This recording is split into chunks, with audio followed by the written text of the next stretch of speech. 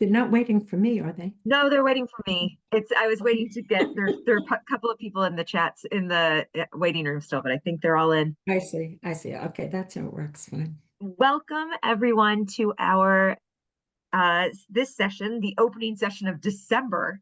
I can't believe it's December of You Say You Want a Revolution. Welcome to our revolution, or at least a webinar series about revolution. This week, I am delighted to welcome Dr. Judith Hauptman. And in some ways, this is a very JTS program because it's not only Dr. Judith Hauptman's sense of this particular type of learning. This particular type of learning was evolved at JTS. And so we're going to hear about her teacher, David Weiss Halivni. Before we jump into our presentation today, I want to thank our sponsors and donors. Thank you all so much for your contributions. If you'd like to make a donation, you still can. The link is in the chat. There are also sponsorship options. We'd be delighted for you to share with us in any way. Additionally, let's just say next week, while the session will not be recorded after the fact or will not be broadcast, I don't think so, just based on the needs of the speaker. So if you are so inclined and you sometimes watch online or you sometimes watch live, I think this one's going to have to be a live option. Just keep that in mind. Now, let's move on to today's session. Today, we are looking at a scholarly revolution, rewriting the rules of Talmud study. Our speaker today is Judith Hauptman. She is the Bill Ivry Professor Emerita of Talmud and Rabbinic Culture at JTS. Her scholarly research focuses on two areas. The first is unraveling the mysteries of how Talmud came into being, i.e., how the many strands of rabbinic teachings coalesced into one coherent document. And her second area of research involves investigating women's roles in Judaic thought.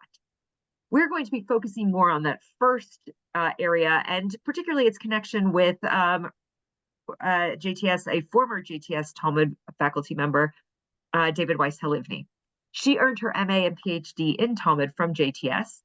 And there's going to be some time for questions, probably a little time in the middle and a time at the end. So if you have questions, please send them to me. If you're having technical issues, you can also send those to me. We're going to be sharing our sources both on the screen, but also we'll share them in the chat if you'd like to download them. So without further ado, I'm going to turn it over to Dr. Hauptman. Okay, so I need to share the screen with those texts more or less right now. Yes, I'm going to be talking to you about the way we used to study Talmud, the way we used to read a sugya, and the way after Halivni published his important work, how we now read a sugya. But what I want to do at the very beginning is familiarize you with a couple of terms I'm going to be using a lot. So they're on the share screen. I'm getting them up. I'm sorry, Judith, I had them up and now they're gone. So let me do this again. Okay. So I'm just going to run through these. Mishnah, Gemara, and Talmud, they're going to be at the top of the list. I'm hoping that anybody who's tuned into this already knows Mishnah is the oldest stratum in Hebrew, written on the land of Israel, and that Gemara is the Aramaic commentary on it, and together they make Talmud. Now, those words I'll be throwing in, but the words I need you to pay more attention to are Baraita, that's the second word on the list here. That's a Tannaitic text not included in the Mishnah. Tannaitic means it's from the period of the Mishnah, and that the spokesmen in it, in the Braitot, in the Mishnah, are called Tanaim. A sugya is a unit of discussion. In the Gemara, I'll be using, or in the Talmud, I'll be using that term a lot. A Mora is a rabbi who speaks up in the Gemara, other words, not in the Mishnah, but in the Gemara. I'll be using that term a lot. Memra, you can see the Memra and Amora have common consonants. Memra is a statement of an Amora. I'll be using that word a lot. And the last word I'll be using a lot is stam, which is an anonymous participant in a discussion. So what that means, I'm going to now show you. I wrote my own sugya for today for these purposes of making clear to you the differences between the traditional way of reading Talmud and the new way of reading Talmud. So here's my imagined sugya. The a rule of Mishnah. I put Mishnah in quotation marks because this is not real. I made this up. No food may be brought into a synagogue sanctuary. And I want you to imagine right now that this rule was known in 1975, 50 years ago. Rabbi Judith, myself, I say drinks may be brought into a synagogue because they don't leave crumbs. Okay. Then an anonymous person, not necessarily in my presence, asks the following question. In other words, he hears my rule. I'm making it a he. He hears my rule. And let's say he's in a Lakewood yeshiva and I'm in New York City. And this anonymous person says, but drinks could spill and leave permanent stains, in a synagogue sanctuary.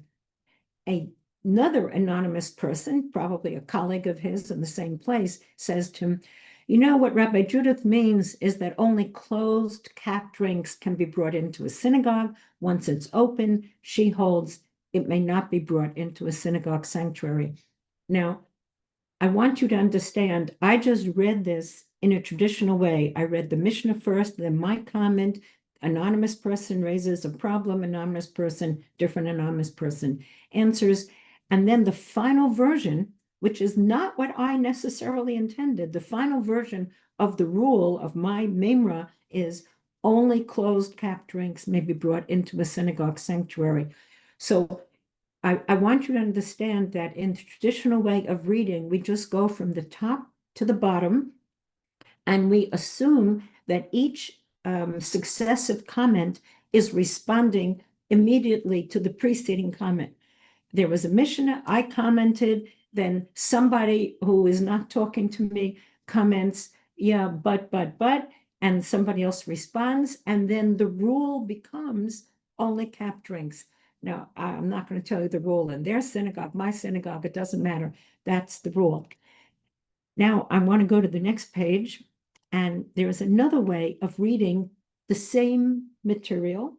So I'm going to begin again, a rule of Mishnah, no food may be brought into a synagogue sanctuary. This is not real. I made this up. And then I said, as I said before, drinks can come in. And then this, as I'm making this up, 1975. So in 1975, the rule became, yes, you can bring a drink into a synagogue sanctuary and drink it there, and any drink you want, closed, open, you name it. And I wrote here that in California, where I now live, so happens many people bring their water bottles into the sanctuary. And I shared this sugya with some friends, and they said, oh, yes, this is something I've always been thinking about. Can I bring my drink into the sanctuary? All right. So I'm pretending that in 1975, I said drinks may be brought in because when that made-up Mishnah says no food is no food, but it doesn't, drinks are not food. I'm saying you can bring them in. All right. That's so far, we're doing something different from the traditional way of reading the sugya. We read the Mishnah and we read my comment. Now I'm saying many years later, I'm reading on screen, an anonymous person challenges, you saw this, but drinks could spill, and another anonymous person responds, wherever these people are, it could be Lakewood, it could be anywhere else, but it's in 2025, 50 years later, I can make up any period of time, it doesn't matter. They say, somebody says drinks could spill, and somebody else says, oh, you know what she really meant? Only closed drinks. And then the final version at the very end of this discussion of drinks in a synagogue is only closed cap drinks. So what I'm trying to point out to you, the point I want to drive home, because this will help you understand Halivni's revolutionary approach to reading a Talmudic sugya. What I'm trying to say is that if we make the assumption that the anonymous section, the question and the answer, that it's a later layer of text, then we can understand that I meant what I meant. Drinks may be brought in, and for, let's say, 50 years, people were bringing drinks in, but eventually some other people got a hold of it and said, this is not a good idea, and let's change the rule. And the final version is no, you can't bring your drinks in. Only, closed cap drinks is the same thing as saying no drinks can be brought into a synagogue. So the difference between traditional approach to reading a sugya and alternative way is that time gap in the middle. True, there are actually more differences, but this time gap is a significant difference. So that what I meant, what I meant, and my rule, according to my own intention, was carried out for a period of time. And then later on, somebody changed it. Okay. Now I'm going to talk more. Now we're going to leave. Let's go back to, yes, not the screen share. We'll go to the screen share a little bit later. And what I'm trying to say is that I was in Halivni taught for many years at Jewish Theological Seminary. I was in some of his classes. This is before I became a rabbi. I was not allowed to get ordained to JTS, but I was allowed to sit in on any Talmud class that the professor agreed to have me sit in on. And Halivni and all the others, by the way, they said, sure, you can take our Talmud classes, just don't become a rabbi, which, as you know, I did. So, so in his classes in the 1960s, the late 1960s, he was already developing this idea of the anonymous statements in the Talmud are a later layer of text. Let me just say a little bit more about that. What he had us do when he was our professor, he would say to us, he's working on this theory. At that time, it was theory. It was not yet put out there. And he said, how about to help me decide if I'm right or wrong about this, I want you students of mine to find for me, if you can, in the Talmud, anywhere in the vast Talmud, an example of a sugya in which an Amora, a rabbi, is responding to an anonymous commentator. So and by the way, the word that I'm going to use for the anonymous commentator, I've already said it, is the word stam. It's a Hebrew word. It means many things, among others, anonymous. So Halivni said to us, if you can find me an example, or more than one example, in the Talmud, where a rabbi is clearly answering a question that an anonymous person asked, or if an anonymous person, a stam, raised a challenge to some rule of the Mishnah, let's say, the real Mishnah, and then an Amora responded to that anonymous comment, that, he said, would disprove his theory, because he was working on the theory that nowhere in the Talmud would you ever find an instance in which a rabbi with a name, an attributed statement to a particular rabbi, he said you would never find a case in the Talmud where a rabbi with a name would respond to a question or challenge posed by somebody without a name, an anonymous person, a stam. Well, we took this very seriously, and we kept looking and looking, and every so often somebody would say, Professor Halivni, I have an example for you where exactly that happened, which would mean your theory is wrong. And every time somebody would show him on this page of the Talmud, it looks like an Amora is responding to a stam, he would say, you're not reading the sugya correctly. If you read the sugya correctly, you will see that the Amora is not responding to a stam. And this went on for, I don't remember how long. And in 1975, he published a volume of commentary on the Talmud. I have it right here. And in his introductory comments, 7-8 pages of introductory comments, he, for the first time, put out the idea that when you study Talmud, instead of reading it as we did earlier, line A, line B, line A, B, C, D, that you assume each comment and response to the comment before, he said there are many sugyot in which he finds what we call forced readings, meaning the Talmud is telling you to take a Hebrew statement of an Amora, which means one thing, and force you into understanding it not according to the simple meaning of the words. It's a little bit similar to what I was trying to do before, I said, bring drinks into the synagogue. It's okay. And then somebody said, you know, what she really means is only closed drinks. Well, of course, that's not what I meant. Why would I bother to say you can bring closed drinks into a synagogue? So that's sort of an example of a forced interpretation. Somebody had an agenda, so they're reading their own agenda into the comment.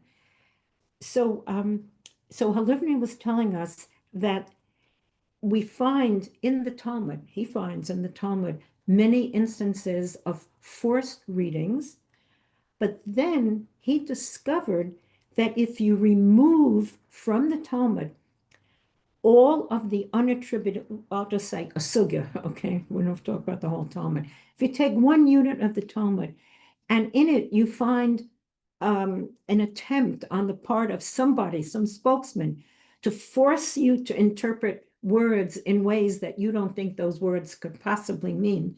He said, when you come across an example of that sort, remove all those stam comments, all that unattributed give and take, remove it from the sugya, see what you have left. And he said, what you're going to discover, that what you have left makes perfect sense.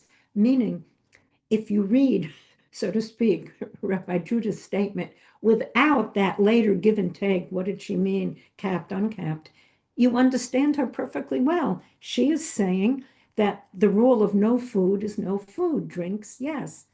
But, okay, so, but then somebody forced himself to interpret her words in ways that she never meant them.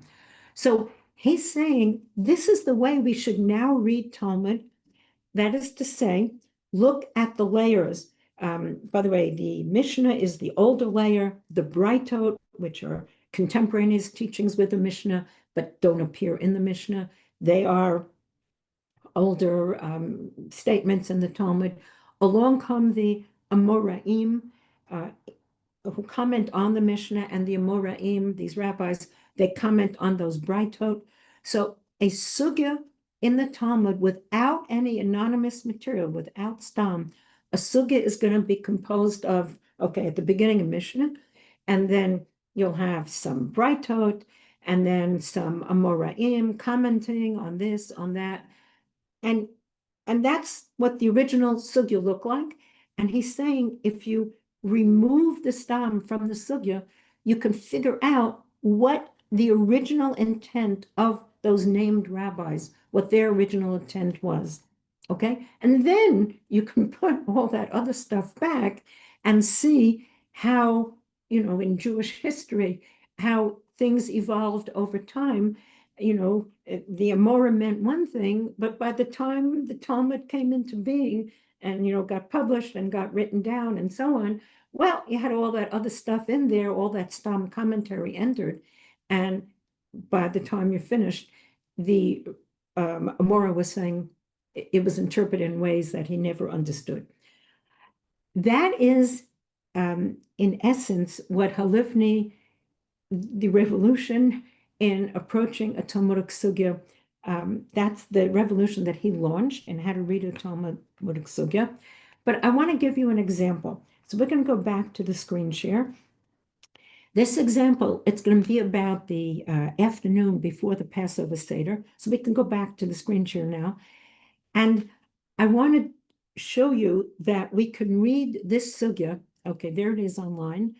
I'm going to read and explain it. Now, why did I color part of it in yellow? Because this is an instance. You see there, I numbered the lines 1 to 5. On line 4, there are 3 words in yellow. You have the English translation below.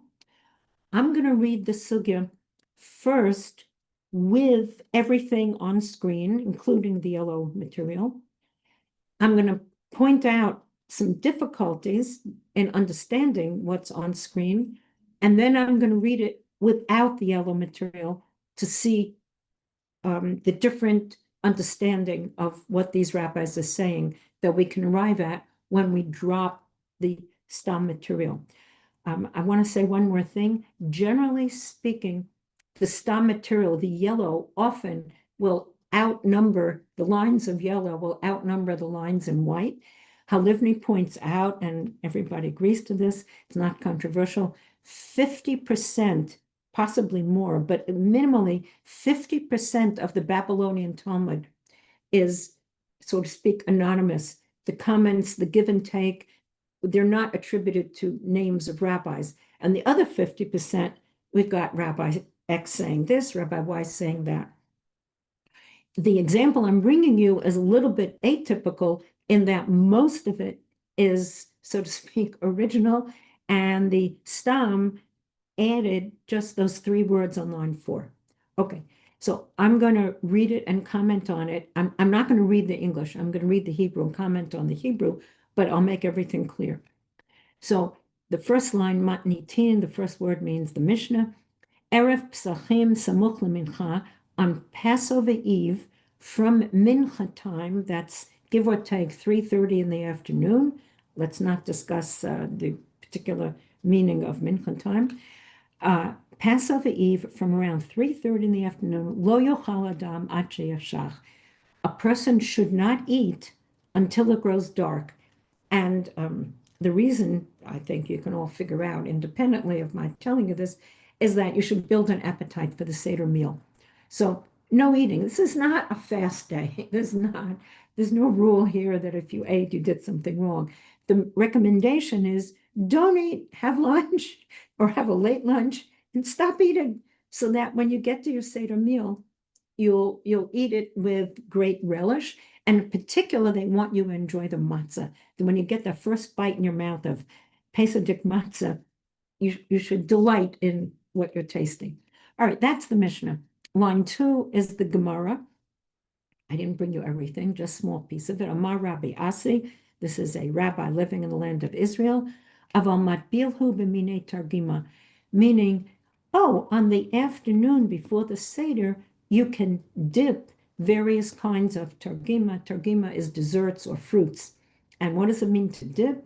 Dip in honey, dip in, when you go to an Israeli restaurant these days, you do a lot of dipping. So dipping was the ancient way of doing things. So he's saying Passover afternoon before the Seder, you can dip fruits. Line number 3, Rabbi Yitzchak matbil b'yarke. And Rabbi Asi was giving us a rule. Rabbi Yitzchak is being reported as he dipped vegetables in salt water, or in vinegar. Again, that's the early dips. All right. Are you surprised? I can't ask you, but I'm going to tell you, you should be surprised at this point because the Mishnah said no eating after 3 p.m., 3:30. And these 2 rabbis are approving eating fruit, eating vegetables. And one of them is actually doing it, presumably in the period of time when the Mishnah says don't eat. Line number 4, this is a Braita. It's a Tannaitic teaching, meaning lines 2 and 3 are from rabbis who lived in the period of the Gemara, Amoraim, but line 4 is a text that preceded them in authorship. It's from the earlier period, from the Mishnaic period, but it's not in the Mishnah. And it says, Hashamash matbil b'vnei me'ayin, the waiter can dip. Okay, b'nei me'ayin are the innards of an animal. We're talking about meat now. The waiter can dip, it's a little bit like kishka, in vinegar and salt water, and he can give these dipped meat appetizers, I'll call them, to the guests. And even though there's no proof of this in the Bible, there's a verse that hints, we'll skip that for now, that hints that you should prepare before you sow a field, SOW, meaning you should prepare before you eat, open up the stomach, whatever. And line number 5 is a report, Rava, about one rabbi. He's a Babylonian rabbi. Rava, his name is Rava. Havashate chamra kule male yoma de Pischa. He drank wine all day on the eve of Passover. Why? Ki hechi de nigore libe de necho matzah tvela orta. He drank wine all day long to arouse his appetite. Literally means to interest his heart, but okay, to rouse his appetite so that he would eat more matzah at the Seder. Okay, so this little sugya is difficult to my mind because the Mishnah says don't eat, And lines 2 and 3, you have rabbis who are eating on the eve of Passover. And then in line 4, I get confused with line 4, so to speak. Obviously, I'm going to have a solution to this. But if I'm reading traditionally line 4, I read line 1, and then I followed it with line 2, and then line 3. And then I get to line 4. Okay, now I am reading it with the yellow. Those yellow words mean, Tanya Nami Hachi, thus was also taught in Emerita. In other words, the anonymous editors added in to the sugya these words to help you understand what's happening. So what they're telling you is the bold Tanaitic text, the Breita that I'm about to read, or that I actually just read for you, they're telling you that is providing support. Thus was also taught. What these two rabbis were doing is also supported. Their action is supported by this earlier text of a servant passing out hors d'oeuvres. And I said to myself, I don't get it. Where is their support for Rabbi Asi and Rabbi Yitzchak eating fruit and vegetables in the afternoon before the Seder? And this waiter who's passing out hors d'oeuvres to guests. What guests? What are we talking about? Is this the afternoon before the Seder? No, we don't have guests on the afternoon before the Seder. You know, number 4 is probably talking about a Seder. But if it's talking about a Seder, how is it giving me support for what those two rabbis are doing, namely eating in the afternoon before the Seder? This difficulty did not escape the eyes of the commentators. So Rashbam is a grandchild of Rashi, the great commentator on the Bible and on the Talmud. And Rashbam says, oh, let me tell you what's going on here. What the Mishnah, line 1, is really saying is that you shouldn't eat food that's going to satisfy you in the afternoon before the Passover, but you can eat food that's going to arouse your appetite for the Seder.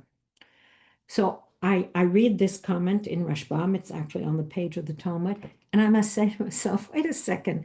I know Hebrew. That's not what the Mishnah is saying. The Mishnah is saying don't eat. It doesn't say don't eat food that will satisfy you, but you may eat food to whet your appetite. I don't see that in the words. Well, I know what Rashbam is trying to do. Rashbam is trying to defend the practices of Rabbi Asi and Rabbi Yitzchak.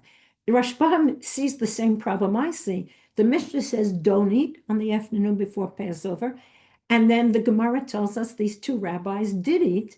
And Rashbam comes along and says, oh, it's okay. They didn't violate the rule of the Mishnah. Of course, the Gemara is not going to report to you about rabbis who violate rules. They interpreted the Mishnah, or Rashbam says, I think the Mishnah means you can eat foods that whet the appetite. But nowhere does Rashbam tell me how number 4, where the waiter passing out food to guests, meat and so on, meat appetizers, how does that fit into all of this? All right, so I've pointed out the problems to you, and I'm going to leave line 5 alone for now. We don't need it for our exploration right now. So now I'm going to read lines 1 through 4, not the traditional way of 1, 2, 3, 4, and running into those problems, because I'm saying that Rabbi Asi and Rabbi Yitzchak, they were telling you how they carried out the Mishnah. They did eat in the afternoon, but that's how I read that 2 comments on 1, 3 is commenting on 2 and also on 1, and then 4 is supposed to support them. I'm now going to read it differently. I'm going to ignore those yellow words, and I'm going to tell you I'm going to approach the sugya differently. Okay. The first line of the sugya makes a lot of sense to me. Don't eat before the Seder. Starting at 3:30 or whenever in the afternoon, stop eating so that you will enjoy the Seder meal, in particular delight when you take that first bite of matzah. Then I'm going to go right to number 4, because without those yellow words saying that text is coming to support what those rabbis did, I'm going to say no. I'm going to go to number 4 because it's the next earliest are the words, the Mishnah is from the Talmudic period, and the number 4 is a Braita. It's an old text. It's, as I said, contemporaneous with the Mishnah. So then I said to myself, I see what's happening here. Number 4 is telling you what happens at a Seder. You look at it. We've got guests. We've got a shamash. It's a servant, hired help, and he's passing out food. And it's, okay, it's meat appetizers. And you know, the word appetizer really means to arouse your appetite. So I get it that at the Seder itself, source number 4, line number 4 is telling me that it's a good idea to have appetizers at the beginning of the Seder so that when you get to the Seder meal, you will enjoy it. And then they talk about that verse, which I won't go into now. All right. So then I say to myself, okay, the Mishnah is telling me how to build up an appetite for the Seder by not eating.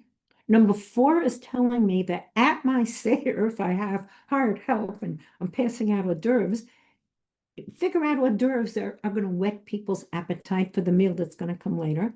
And then I look at lines 2 and 3 and I say, oh, I know what these rabbis are doing. These 2 rabbis are not commenting on the Mishnah in number 1. They are actually commenting on the Braita in number 4. It is comment in the Talmud for comments on an earlier text. Early text is like number 4, a Braita. Sometimes the comments of rabbis who lived later than the period of the Braita are included in the Gemara, in the Sugya, before the Braita, so that when you read number 4, you're reading it in the light of numbers 2 and 3. In this case, that's very simple. So Mishnah says, don't eat in the afternoon. 4 says, and when you get to the Seder, you can eat, but the first thing you should have are, you know, these appetizers. And then numbers 2 and 3, meat appetizers in number 4. And numbers 2 and 3 are telling me that we have 2 rabbis here. We can call them vegetarians, vegans, whatever, but they are saying, I'm not going to have meat at my Seder. Rabbi Asi is saying, you can have sweets as an appetizer to whet your appetite for later. And Rabbi Yitzchak is saying, I'm having vegetables. Do I know why they refuse? They're telling you meat is less than a good idea and they prefer vegetables and fruit? No, I can't tell you exactly why, but I have now given you a new interpretation of this little segment, I'll review it in a minute, that is problem-free. Okay, if we do the traditional way of reading, 1, 2, 3, 4, then we wind up with, to my mind, 2 serious problems. The Mishnah says don't eat, and we've got in the afternoon, and we've got 2 rabbis apparently commenting on the Mishnah and saying, well, I'm going to eat fruit and I'm going to eat vegetables. And then I get to number 4 and I'm saying, what has guests and meat appetizers and a servant passing the food out, what has that got to do with the afternoon before the Seder?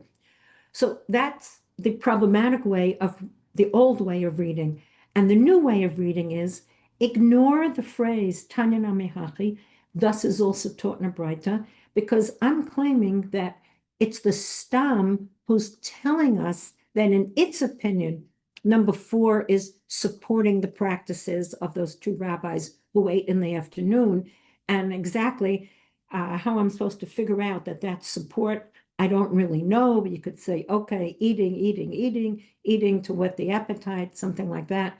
But the old way, I think, is problematic because why are those 2 rabbis eating before the Seder? And my way, which is Halivni's way, which is the way of dropping the stam from the sugya and saying, what's really happening in the sugya? And I say, oh, I get it. Mishnah says don't eat in the afternoon. Absolutely fine. We're not going to eat in the afternoon. Number 4 says have appetizers at a Seder to increase your appetite for later on. Okay, I understand that. And then I can go back to lines 2 and 3 because it happens that way, that they could be commenting on number 4, but the words that they use are included in the text prior to number 4. And then these two rabbis are saying it doesn't have to be meat. It can be fruit. It can be vegetables. Okay, that's I had to use the word trivial, but I'm going to use it. What I just brought you was a trivial example, I think, of the difference between the old way of reading a sugya, just going line by line by line from beginning to end, and a different way of reading the sugya, which is drop the anonymous comments. We're going to have one more example of this sort shortly. And this is a different way of reading the sugya. And the advantage, okay, you could say, who needs an new way of reading a sugya if I've got the old way? But I'm saying, if the old way is problematic, try this other way, and you may discover that if we do it without the stam, you're going to figure out what it meant originally. And exactly, I'm a little bit at a loss here to say why the stam I put in those words, Tanina Mihachi. I think because the stam is, so to speak, reading it, 1, 2, 3, and when it gets to number 4, the stam is saying, well, it's all about food, and therefore there's support here, something like that. Okay, let me go back to my remarks. So back in JTS, in Halivni's classroom in the late 1960s, when we failed to show him that we found a stam, that we found an Amora responding to a stam, that led him to, I'm not saying that we were responsible exactly, but we were, so to speak, his research assistants, scouring the Talmud, looking for counterexamples for his theory. Since we came up with no counterexamples for his theory, he then put his theory out, in print, and it made waves in the world of Talmud research. I'm not going to say that it made waves in the world of the yeshiva, because the world of the yeshiva, I would say, the world of the yeshiva is interested in how do we get to the halacha. And what Halivni is doing, so I have to say this right now. We did ask Halivni about the halachic implications. Are there halachic implications to his new way of reading text? And this was his answer. In other words, we said to him, it could happen that once we strip away all that stam and we read the words of those Amoraim, getting closer to the way they intended their words to be understood, what if we discover that our halachic practice is wrong? What if we discover that the Amoraim were telling us to do something differently from the way we're doing it now? I don't have an easy example for you.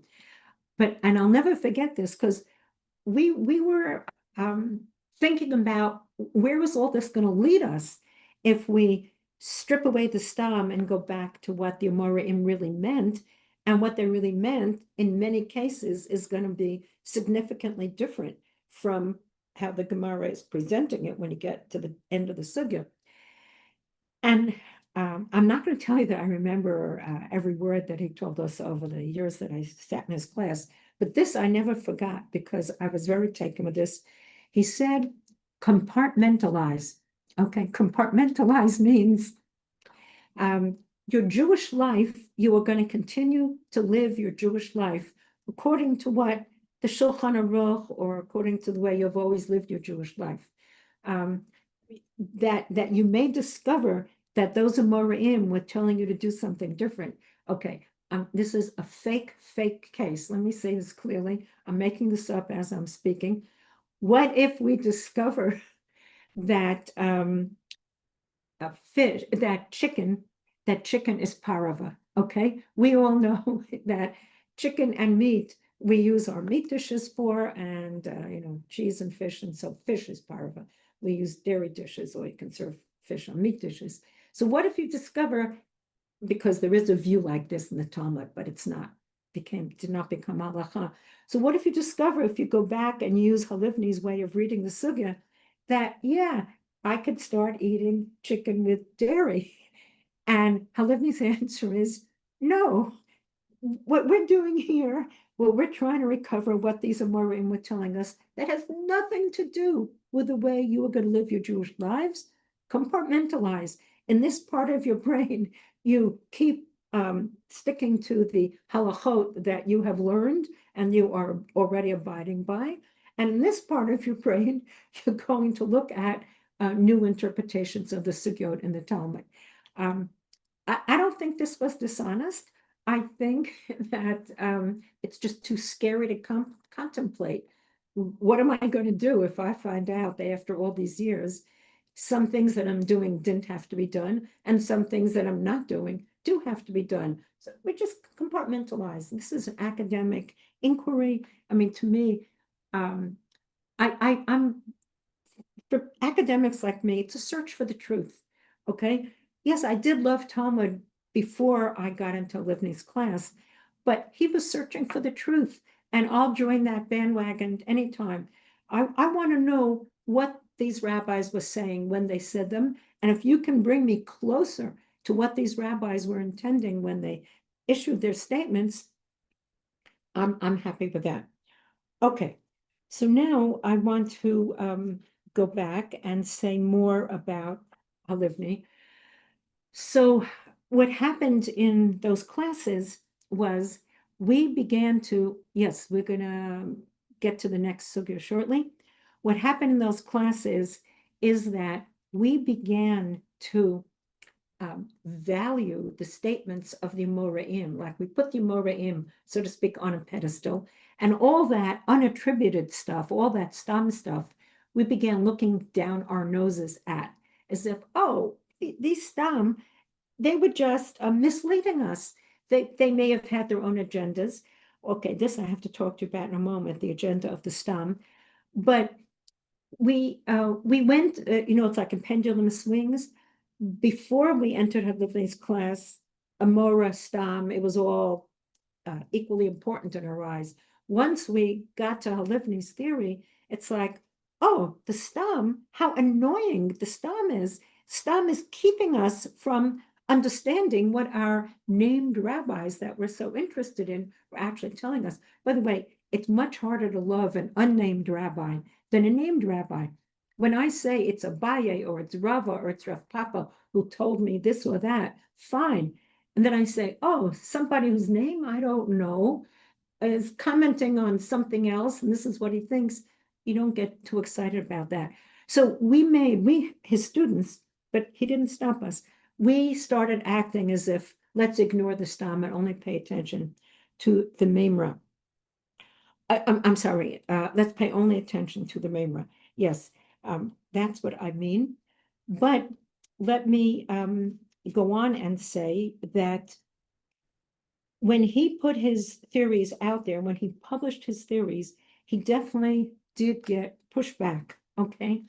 If you would ask me today in the world of Talmud scholars, again, I'm differentiating between world of Talmud scholars and the world of the yeshiva. So I'm not talking about the world of the yeshiva. I'm not familiar with it, so I'm not going to comment on it.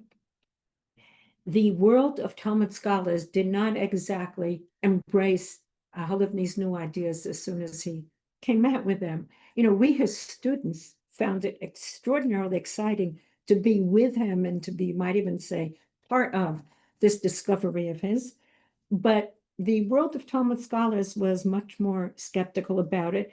And to this day, there are people, particularly in Israel, who are not yeshiva people, who are like professors and Talmud researchers, who think that Halivni went too far. So let me give an example.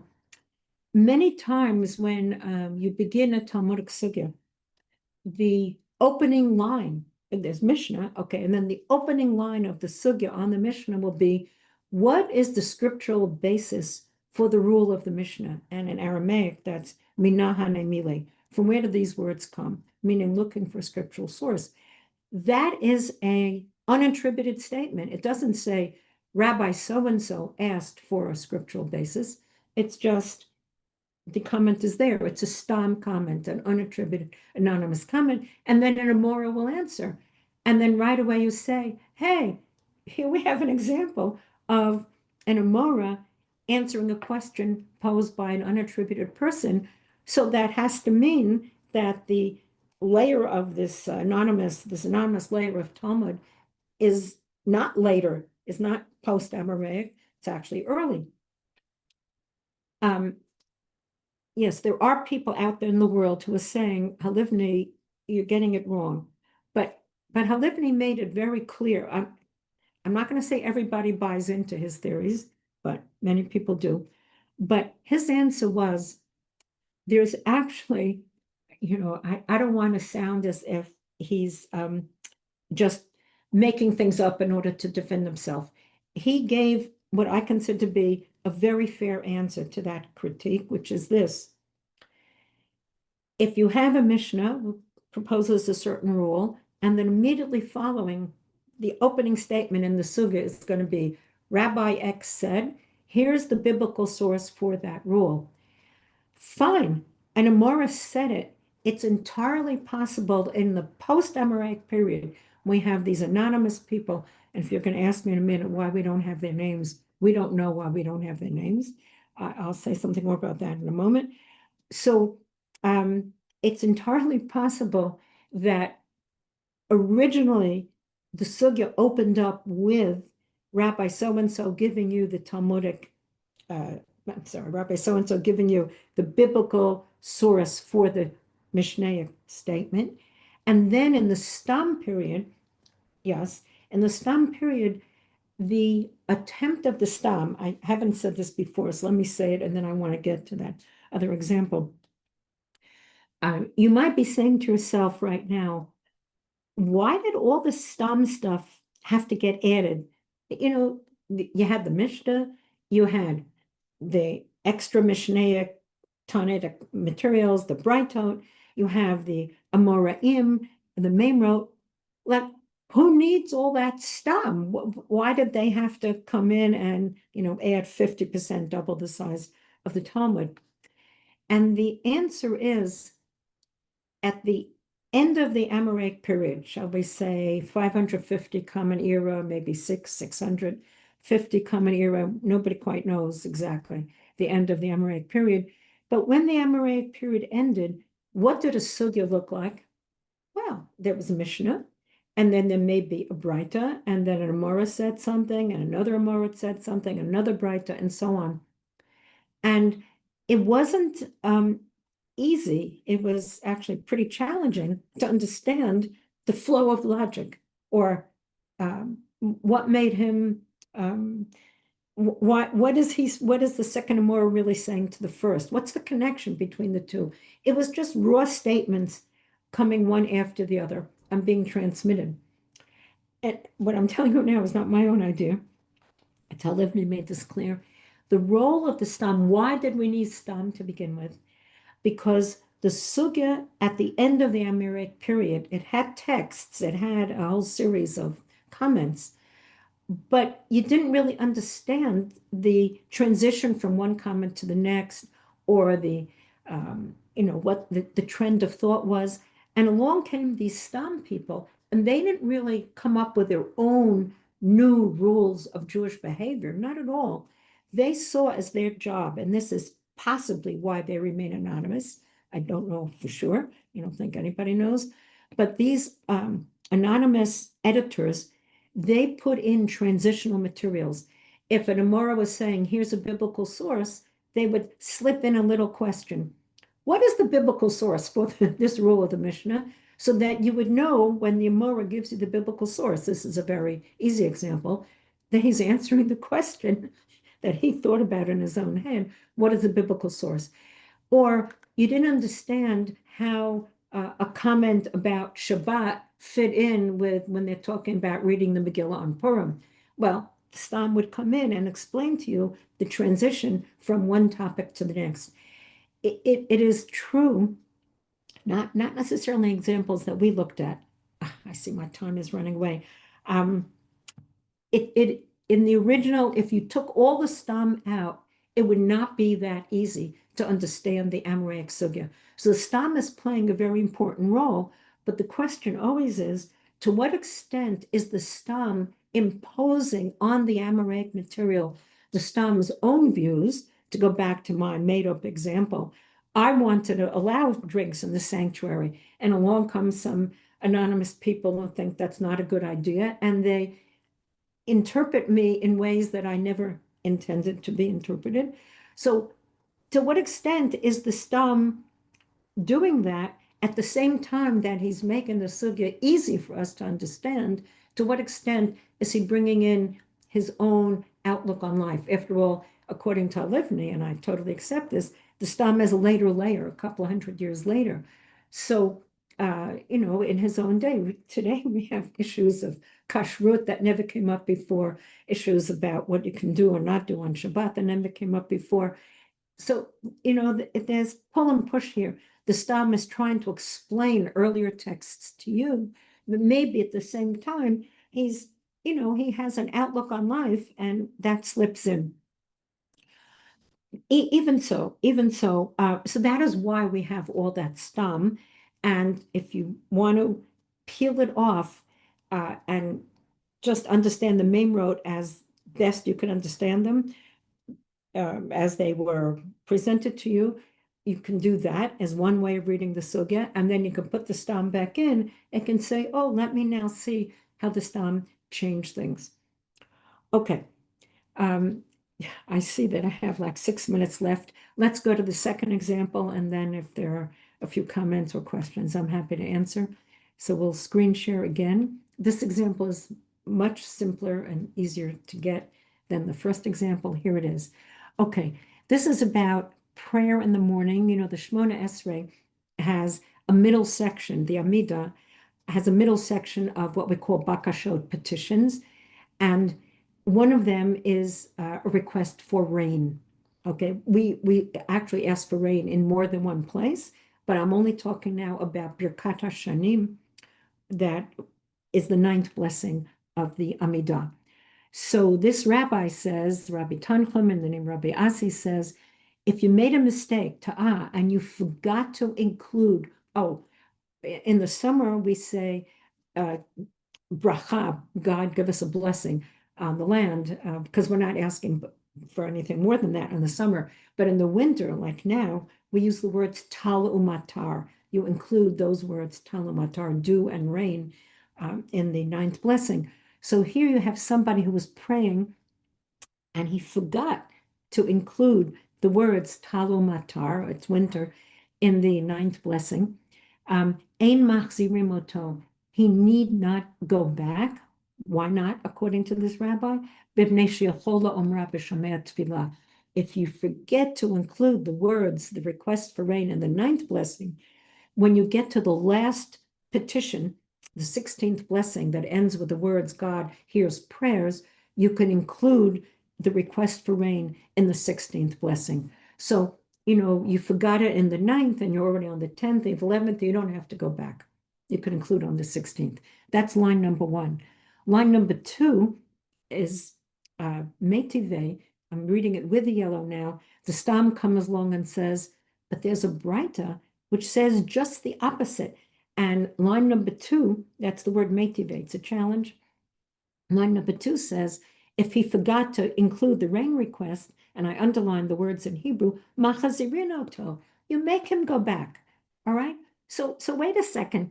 How could an Amora in line 1 tell you that instead of going back, well, he doesn't say instead of going back. The Amora in line 1 says, if you forgot to do it in the 9th, do it in the 16th. You don't have to go back. And number 2 says, which is an older text, more authoritative, Braita says, and if you forgot, you do have to go back and put it in the 9th blessing. All right?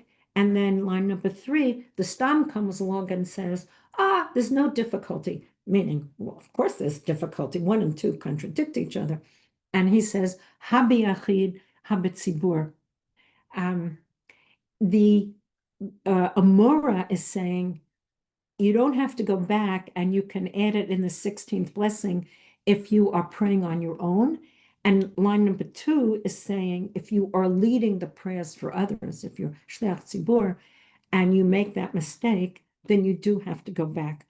Okay, and my very simple comment to you, and with this I will conclude, and I thought there was a comment, but I missed it on my screen just now. What the stam is doing here is not allowing an Amora to innovate. The way I read the sugya, I read 1 and 2 without the words in yellow, and I'm saying to myself, I get it. In the period of the Breita, they didn't think of an easy way of solving the problem of what do you do if you forgot? So you go back. And then these rabbis, Rabbi Tanchum, Rabbi Asi, they came along and said, you don't have to go back. We're innovative. Nobody likes to go back and repeat. You don't have to do that. Just when you get to the 16th blessing, try to remember. On the 9th, you forgot, but when you get to the 16th, try to remember to put in the words tal umatar. So when I read the sugya, and I believe that I'm reading it as the Amora intended it, the Amora knows the Breita. He uses the exact same words. Line number 1 uses the exact same words as line number 2, except for he says you don't have to go back. And line number 2 says you do have to go back. So I understand that an Amora is improving, is giving you an easier way out if you make a mistake, omission. But the Stam, when the Stam got hold of these 2 texts, in the Stam's notion, number 2 is brought. First, there's number 1, because they read things in order, linear way. And the Stam reads number 1 and says, oh, this is what the Amora thinks. Then he gets to number 2 and he says, oh my God, the Breita is saying just the opposite. How can this be? And he doesn't allow for any, well, he allows for very limited. The Stam says, okay, they don't disagree. They don't let, the Stam never lets an Amora and a Breita be in conflict with each other. The Stam allows the Amora to say, just when you're praying at home, that's when you can take advantage of my new idea. And for the rest of the time, you cannot, you have to go by number 2. So again, I'm concluding, I'm just saying there are now 2 ways of reading a sugya: linear, traditional, line number 1, 2 comments on number 1, 3 comments on number 2, or the Halivni. The Stam is a post-Amoraic interpolation into the sugya, which would mean you can read the sugya as dropping all that yellow stuff and saying, oh, well, first there was a Breita that says go back if you make a mistake, and then there's an Amora who says, in this particular case, you don't have to go back, period. And then, as we all know, the Stam came along and changed it.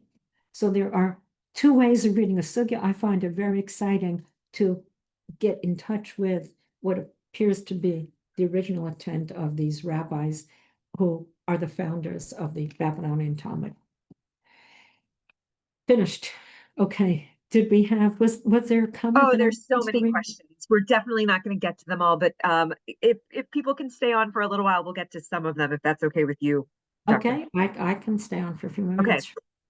So the first, we have a whole set of questions, and I think this is more in the realm of like how people are reading the text. They're wondering if all the commentary on dipping and weight staff and all of those pieces are actually just illuminating what happens at a Seder, since dipping is so core to our Seder. So there was a sense like maybe this is just an illustration of what a Seder is, that this is what you're not eating before the Seder. You're doing your dipping of your vegetables, and who knows, maybe fruit. Maybe I'm going to add fruit next year there. Oh, yeah. So that was one. I'm not sure what exactly the question is, but yes, I do need to point out that the dipping that we do, it's question number 3, pamayim ein anu mapilim afilo pamayim, that reflects the ancient way of dipping. And by the way, that question in and of itself, according to the Talmud, the sugya on that question, evolved from we don't dip at all, or I'm losing the details at the moment, but that question is separate from all that dipping that I was talking about tonight. There's a whole other place that dipping comes into it. Okay. That's good to know. So then there are fair number of questions about this approach at all. You know, in terms of, do you recommend this? One question is, if you're someone who's thinking about starting to learn Talmud, is it better to go with the linear approach or to try and Halivni it up here? First, go with a linear approach, hone your skills, get into the world of the Talmud, because, somebody like me, by the time I was in Halivni's class, I already had a lot of familiarity and years of Talmud behind me. So begin with, definitely do linear, because Do you the have world to out there. know enough to know where each of the different breakdowns in terms? Yes, yes. And You this need speak you need to be immersed in this literature, and then you can get fancy and say, "Oh, now I'm going to pull out the stam and see what the Amora was saying." It's that's later. That's a later skill. And so in terms of the, like, I think it's this question of interpretation. Is it clear to you, do some people using this approach have a different sense of what's commenting on what, and they're moving the lines in different orders? Or is there kind of a universal, I think the question that was asked is, how do we know to switch the order of the lines? It's understanding we should reorder according to generations, Okay, or I'm not switching the order of the lines. I'm just reading chronologically. Okay, what I did not get to do in this presentation was to talk about, as one of Halivni's PhD students, my entire corpus of work over my lifetime has been reading the Talmud through, from this new perspective. And I've actually pushed his theories even further. So the examples I brought you tonight have more to do with the way I'm reading the Talmud. He didn't talk so much about the Brightot. And that point that I made tonight, which was important to me in the examples I was giving you, was that first you read the Mishnah, then you should read the Brightot and the Sugya, then read the Memrot on the Brightot, and then read the Stam. He wasn't so concerned. He talks about the Brightot a little bit. So I'm not changing any order, unless you say I'm changing the order in which you're reading the text. I'm not moving anything in the text. The okay. text is there. I'm not touching it. I'm just saying, I'm trying to make it three-dimensional. The Mishnah is like at the lowest, then there's a layer of Brightot, then there's a layer of Memrot, and then there's a layer of Stam. And I'm just want you to read it in that order and recognize, yes, that point I said several times over. And Amora sometimes comments on a Breita, and his comment comes before the Breita, so that you read the Breita in the light of his comment. That happens to be my innovation in my PhD thesis. Amazing. As we're going to wrap up, my last question for you is, really, there are a number of people who are asking about this question of compartmentalization, as I'm sure you are aware is a challenging concept. This Yes. idea that, wait a second, academically, I'm thinking about it this way, and religiously, I'm considering it this way. I mean, and within the conservative movement, we have some clear places in which our compartmentalization has said, well, this is how we used to compartmentalize, and now here's how we compartmentalize. Do you have any, is this something within your own life that you have this clear sense of, this is how I operate religiously and this is how I operate academically? Is there a clear break for you, or is it something that as you've delved more into this approach that things have shifted in your practice? Well, I accepted his advice of compartmentalizing. And yes, this tension. Okay, so we all live with various kinds of tension, and there are going to be times when you say, I know that the way the halacha comes at the end of the sugya is not what the Amora intended. Just live with it, because Jewish life is Jewish practice to a certain extent is given to us, is over the ages. You have codes of Jewish law and then the Shulchan Aruch and so on. Or I'll just make one comment about being a conservative Jew, and we can talk about, I can bring in my interest in women, and that is, it's 100% clear to everybody that in the Jewish world up until 1970s, women were not allowed to count in a minyan. Let's just stay with that one.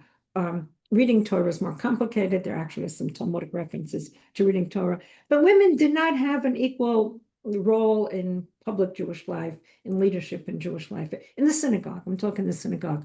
So when the conservative movement began to rethink, because now we understand that women should not be treated as second-class citizens or as incompetent, but should be treated, given the same options and privileges and responsibilities as men, we looked for Talmudic text on which to base those changes in halacha that we made in the conservative movement. So that's how I live my life religiously. In other words, when I study Talmud, in order to understand the Talmud better, to bring new views to light, using these different methods, that's one thing. And then in my religious life as a conservative Jew, I will definitely adopt new rules, which counting women and minyan is certainly not what the Talmud intended. But if you can argue it, we have a committee on Jewish law and standards. The answer is it works. Tomorrow, if you're going to tell me that pork is kosher, there's no way that I'm going to go out and eat pork tomorrow. So I get it. You live your life in a certain way, and then you can hear other things. You can discover that not everything you're doing had to be done. So what? So what? So what? I derive pleasure in the way I live. That's all I can say. You make your peace with it. I have. You don't have to. You can have a different approach. Well, and I know I said that was the last question, but there's one question that's related to something that we did already in this series where Robbie Harris talked about pshat as a revolution. And I think it's an interesting question of, is this relationship between stam and the name text comparable to midrash and pshat? At the minute you said Rabbi Harris and pshat, that it struck me immediately as, yes, what Halivni is making possible for us to do, Halivni and others. I didn't get to talk about Shomer Friedman, but also a JTS professor in Israel.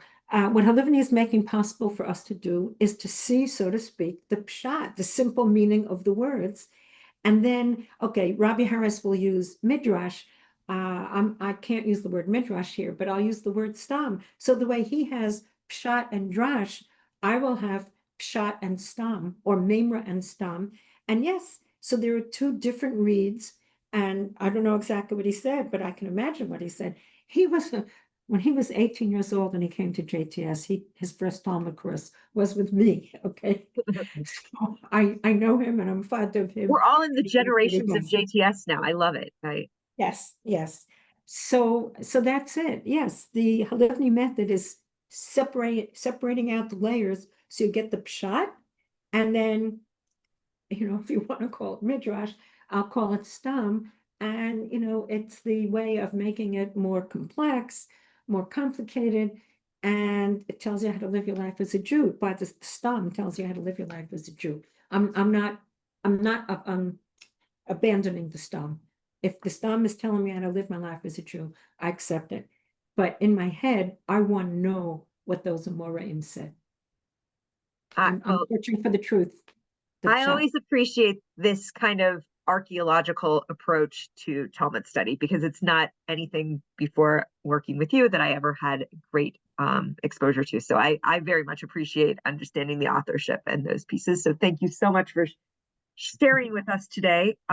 If you have our next session next week is on Hanukkah with Dr. Yitz Landis, and we are really excited to look at Pamela at Hanukkah as the revolutionary aspects of Hanukkah. Join us again, and thank you again so much, Dr. Hauptman, for this really, really wonderful session. Shalom, shalom.